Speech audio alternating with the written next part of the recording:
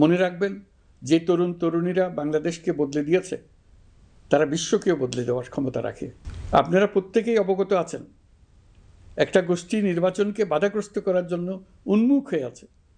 তারা দেশের গণতান্ত্রিক অগ্রযাত্রাকে ব্যাহত করতে দেশের বাইরে বসে ভেতরে থেকে নানা অপচেষ্টায় লিপ্ত রয়েছে। আমাদেরকে অবশ্যই খেয়াল রাখতে হবে তারা যেন নির্বাচনকে সংঘাতময় করে তোলার কোনো রকমের সুযোগ না পায়।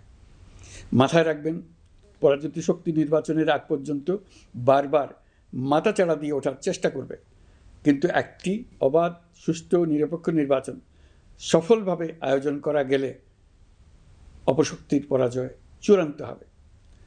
নির্বাচন সংক্রান্ত বিষয়ে প্রতিনিয়ত পরামর্শ নেওয়ার জন্য আমরা প্রযুক্তির সাহায্য নেব।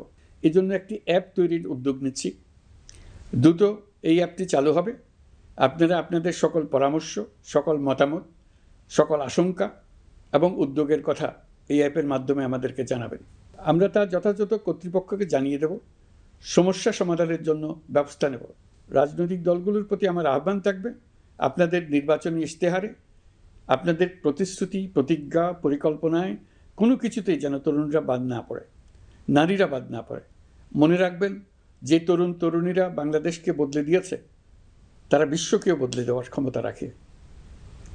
আপনার দল থেকে তাদেরকে সেই সুযোগ দেওয়ার উদ্যোগ নেন।